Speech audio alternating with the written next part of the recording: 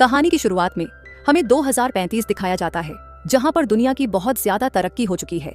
वहीं पर नाम आता है उस कंपनी का जिसे बायोना के नाम से जाना जाता है। ये कंपनी लोगों के लिए ऐसे इंस्ट्रूमेंट बनाती है जो अगर उनके बॉडी से जुड़ जाएं तो वे नॉर्मल लोगों से ज्यादा ताकतवर और तेज रफ्तार हो जाते हैं। इन्हीं लोगों को बायोनिक्स के नाम से जाना जाता था। लेकिन वहीं कुछ लोग ऐसे भी मौजूद होते हैं जो इन बायोनिक्स को पसंद नहीं करते हैं और इन्हें जान से मार देना चाहते हैं। दूसरी तरफ हम एक आदमी को देखते हैं जो एक बैंक में आता है। जैसे ही वह बैंक के अंदर जाता है, एक चमकदार रोशनी चमकने लगती है। वह सिक्योरिटी गार्ड को समझाता है कि उसका हार टाइटेनियम का बना हुआ है। यह बात सुनकर गार्ड उसे अंदर जाने देते हैं। इसके बाद वह एक कमरे में दाखिल होता है जहां उसके चेहरे और आंखों के स्कैन होते ही तमाम लॉकर्स खुल जाते हैं। इन्हीं लॉकर्स में उसे मैकेनिकल हाथ मिलते हैं, जिनमें से एक हाथ हथियार जैसा होता है। वह अपने टाइटेनियम वाले हाथ से इसे बदल लेता है। अचानक वह बैंक के लोगों पर हमला कर देता है। इसके बाद वह लॉकर तोड़कर हीरे भी चुरा लेता है। जब सिक्योरिटी गार्ड उसे रोकने की कोशिश करते हैं तो वह उन पर भी हमला कर देता है। लेकिन इस लड़ाई में वो खुद भी जख्मी हो जाता है और वहां से भागने की कोशिश करता है।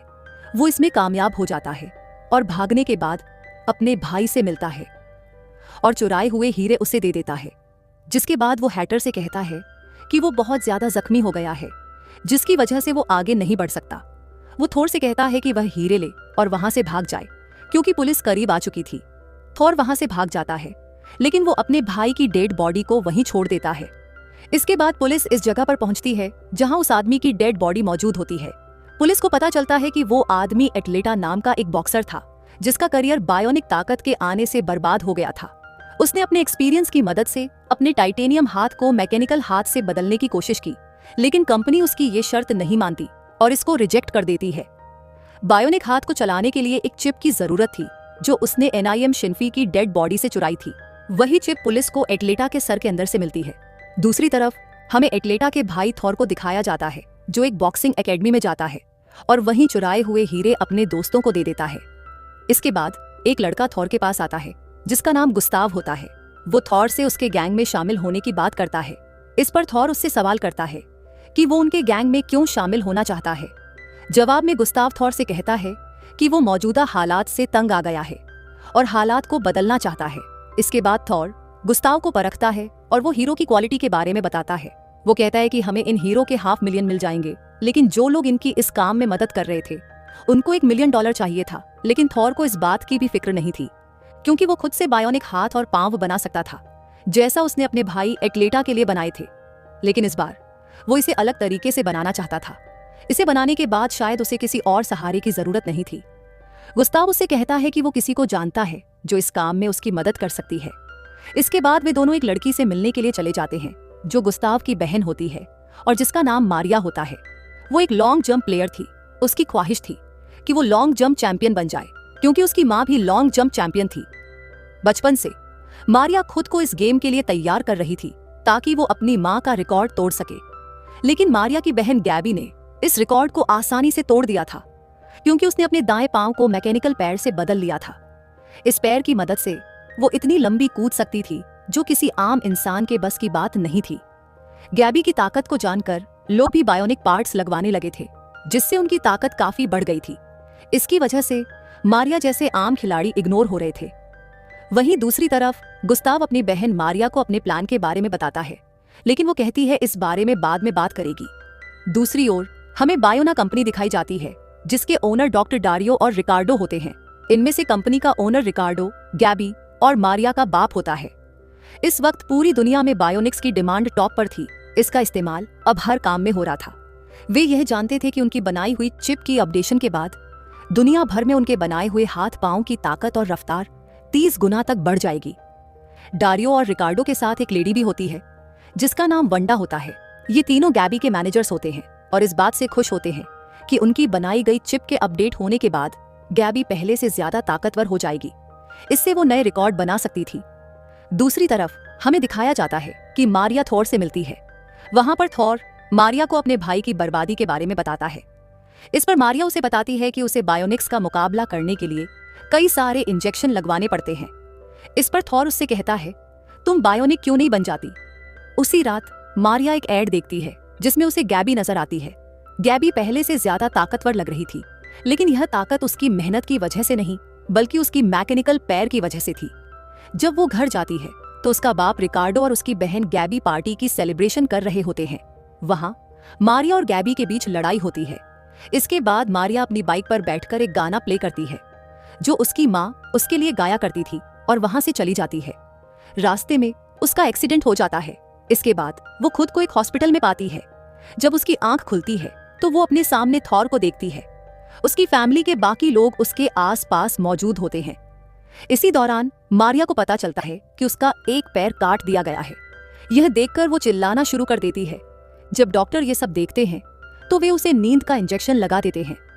वहीं दूसरी तरफ पुलिस थॉर और उसके साथियों की तलाश में होती है। पुलिस को शक होता है कि वे लोग खिलाड़ियों को बायोनिक बनाने के लिए उनके हाथ पांव कटवा देते हैं। इसके बाद हमें मारिया को दिखाया जाता है जो अपना मोबाइल चेक करती है। तब उसे थॉर का मैसेज मिलता है जिसमें लिखा होता है, मेरा भेजा हुआ तोहफा मिला या नहीं। इस दौरान मारिया गिरने लगती है, लेकिन गैबी उसे संभाल लेती है और उसे चलने के लिए उकसाती है। साथ ही मारिया को थॉर का गिफ्ट भी देती है। उस बॉक्स में गुड़िया होती है। उस गुड़िया में बायोनिक पुर्जे लगे होते हैं जो इस बात की तरफ इशारा करते हैं कि थॉर मारिया को बायोनिक पुर्जों की मदद से ताकतवर बनाना चाहता है। ये देखकर मारिया बहुत खुश हो जाती है। दूसरी तरफ एनआईएम के सर में कुछ लगाया जाता है। डॉक्टर डारियो मारिया का इलाज करते हैं और सब कुछ अच्छी तरीके से वैसे ही होता है जैसा इन लोगों ने सोचा था। इसके बाद मारिया को रोबोटिक पांव लगाया जाता है। रोबोटिक पांव लगने के बाद मारिया बहुत खुश होती है क्योंकि वो सब कुछ पहले से अच्छी तरीके से कर सकती थी। इसके बाद जब वो जंप लगाने की कोशिश करती है तो जमीन पर गिर पड़ती है। डॉक्टर डारियो उसे समझाते हैं कि अभी उसकी एनर्जी बहुत कम स्केल पर है। अगर इसका लेवल 0 पर आ गया वो कोमा में भी जा सकती है। इसके साथ ही डॉक्टर यह भी बताते हैं कि उसे अपने आप को चार्ज रखने के लिए कम से कम 12 घंटे सोना होगा। इसके बाद वहां थोर आ जाता है। धीरे धीरे उनके बीच नजदीकियां बढ़ने लगती हैं। इसी बीच थॉर उसे बताता है कि अब बदला लेने का वक्त आ गया है। मारिया उसकी बात को मान लेती है, लेकिन वो शर्त रखती है कि इस दौरान उन्हें इन सब चीजों से उसके भाई गुस्ताव को दूर रखना होगा। अगले सीन में हमें एक ट्रक दिखाया जाता है जो पैसों से भरा हुआ था। वहीं मारिया और थॉर भी नजर आते हैं जो इस ट्रक का एक्सीडेंट करवाते हैं। एक्सीडेंट की वजह से ट्रक के अंदर मौजूद ड्राइवर और गार्ड जख्मी हो जाते हैं। इसके बाद थॉर एक गार्ड को जान से मार देता है। ये देखकर मारिया डर जाती है। इसी बीच पुलिस करीब आ रही थी, इसलिए वे लोग वहां से पैसे लेकर भाग जाते हैं। इसके बाद मारिया थॉर से कहती है कि उसे गार्ड को नहीं मारना चाहिए था। इस पर थॉर मारिया से कहता है कि उस गार्ड ने मारिया का चेहरा देख लिया था, जिसकी वजह से उसे मारना जरूरी था। तभी मारिया का भाई गुस्ताव भी वहां आ जाता है। उसे देखकर मारिया हैरान रह जाती है और कहती है, तुमने वादा किया था कि तुम गुस्ताव को इन सब में शामिल नहीं करोगे। तभी थॉर मारिया को बताता है कि इस सारे मास्टर प्लान के पीछे उसके भाई गुस्ताव का हाथ है। अब थॉर और उसके साथियों ने सारे पैसे इकट्ठे कर लिए थे ताकि वे उन हैकर्स को दे सकें जो एनआईएम के बारे में उन्हें जानकारी देने वाले थे। इसके साथ ही उनका मिशन उन लोगों को भी बर्बाद करना था जो भविष्य में बायोनिक्स बनने वाले थे। मारिया को यह सब बहुत गलत लगता है। वो अपने भाई गुस्ताव को लेकर वहां से जाना चाहती है, मगर गुस्ताव उसकी बात नहीं मानता। वो कहता है कि वो सिस्टम से लड़ेगा। उसकी बातें सुनने के बाद मारिया वहां से चली जाती है। वहीं दूसरी तरफ पुलिस को पता चल जाता है कि हमला करने वाले लोगों में से एक के पास बायोनिक पांव था। इसके बाद वे मारिया के एक्सीडेंट की वीडियो को दोबारा देखते हैं। दूसरी ओर हमें मारिया को दिखाया जाता है जो अपनी जिंदगी के बारे में सोचकर परेशान होती है। इसी बीच उसके पास उसकी बहन गैबी और उसका बाप रिकार्डो आते हैं। रिकार्डो मारिया को आकर यह खबर सुनाता है कि उसे बायोना कंपनी स्पॉन्सर करेगी। इसकी वजह से वो भी प्लेयर्स में शामिल होकर पार्ट ले सकती है। ये सुनकर मारिया बहुत ज्यादा खुश हो जाती है। अगले सीन में हमें गुस्ताव और एक पुलिस वाले की बातचीत दिखाई जाती है। इसमें पुलिस वाला गुस्ताव के हाथ पर थॉर के टैटू को देख लेता है। वहीं दूसरी तरफ गैबी और मारिया के बीच बहस हो जाती है। जब पुलिस वाला बीच में आता है तो मारिया उसे रोबोटिक पांव से धक्का देकर जमीन पर गिरा देती है। उसके बाद मारिया गुस्से में पुलिस वाले से कहती है कि वो अपना काम अच्छे तरीके से करे और वहां से चली जाती है। दूसरी तरफ पुलिस मारिया और उसके एक्सीडेंट के बारे में उसकी फैमिली से बातचीत करती है, लेकिन उनका शक थॉर पर जाता है, जिस पर गुस्ताव पुलिस वाले पर गुस्से से चिल्लाता है और कहता है कि थॉर को इन सब से दूर रखा जाए। इसके बाद गुस्ताव थॉर को फोन कॉल पर सब कुछ बताता है, जिसे गैबी सुन लेती है। वो इनके बारे में जानकारी इकट्ठा करने में लग जाती है। जैसे ही वो पुलिस की कॉल रिकॉर्डिंग सुनती है, उसकी माँ का इटालियन सॉन्ग बैकग्राउंड में प्ले हो जाता है। वहीं गैबी को पता चल जाता है कि मारिया ने अपना एक्सीडेंट खुद करवाया था ताकि वो बायोनिक बन सके। इसके बाद हमें कंपटीशन डे दिखाया जाता है, जिसमें दोनों बहनें अपने ही बनाए हुए रिकॉर्ड तोड़ रही होती हैं। लेकिन मारिया अब भी गैबी से आगे थी। ये देखकर गैबी हैरान रह जाती है। इस दौरान डॉक्टर डारियो नोटिस करते हैं कि गैबी के दिमाग में स्ट्रेस बढ़ रहा था। इसकी वजह से वे गैबी को जंप लगाने से मना करते हैं, लेकिन गैबी उनकी बात नहीं मानती और जंप के दौरान जमीन पर गिर जाती है। इसके बाद उसे तुरंत अस्पताल ले जाया जाता है। वहीं दूसरी तरफ मारिया अपने बाप रिकार्डो से कहती है, क्यों आपने हम दोनों बहनों में दुश्मनी पैदा कर दी। इस पर रिकार्डो उसे जवाब देता है कि उसने जो कुछ किया वो अपनी दोनों बेटियों के रिश्ते को बेहतर बनाने के लिए किया है। अगले दिन जब गैबी को होश आता है तो वो मारिया को अपने पास देखती है और कहती है, मैं जानती हूं कि तुमने अपना एक्सीडेंट जानबूझकर करवाया था। और वहीं दूसरी तरफ थॉर को एनआईएम के बारे में जानकारी मिलती है, जिसके बाद वो मारिया से कहता है कि वक्त आ गया है, अब वे दुनिया को बदल सकते हैं। लेकिन मारिया इसका साथ देने से मना कर देती है। इसके बाद थॉर गुस्से से चिल्लाता है, क्योंकि उसी ने मारिया को इस काबिल बनाया था जिसकी वजह से वो वर्ल्ड रिकॉर्ड बना सकती थी। उसकी बात सुनने के बाद मारिया गुस्से में वहां से चली जाती है। अगले ही दिन थॉर और उसके साथी मारिया के जूस में कोई दवा मिला देते हैं, जिसकी वजह से वो बेहोश होकर जमीन पर गिर जाती है और चल नहीं पाती। इसी बीच वे उसकी बहन गैबी को भी अगवा कर लेते हैं और उसके बाप रिकार्डो को मार डालते हैं। जब गुस्ताव ये सब देखता है तो वो थॉर पर चिल्लाता है कि थॉर उसकी एक बात भी नहीं मानता और उसे खुद पर भरोसा करने के लिए कहता है। इसके बाद थॉर मारिया के पास आता है, जो बेहोशी की हालत में होती है, और उससे कहता है कि अगर उसे अपनी फैमिली सही सलामत चाहिए तो उसे मेरी मदद करनी होगी। अगले ही दिन थॉर और उसकी टीम मारिया को अपने प्लान के बारे में बताते हैं। वे ये भी बताते हैं कि कैसे वो अपनी ताकत का इस्तेमाल करके उस चिप्स वाले बैग को चुरा सकती है। इसके बाद मारिया ने उनके बताए प्लान के मुताबिक आसानी से वो बैग चोरी कर लिया, जिसमें वे चिप्स मौजूद थीं। इसके बाद डारियो को भी चिप के चुराए जाने की खबर हो जाती है, क्योंकि उसने सीसीटीवी फुटेज में मारिया को बैग चुराते हुए देख लिया था। इसके बाद हमें मारिया को दिखाया जाता है जब वो बैग चुरा कर भाग रही होती है। उसे थॉर की बाइक नजर आती है, जिस पर उसका भाई गुस्ताव सवार था।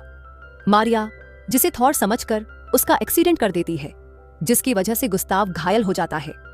बाद में मारिया को पता चलता है कि वो थॉर नहीं बल्कि उसका भाई गुस्ताव था।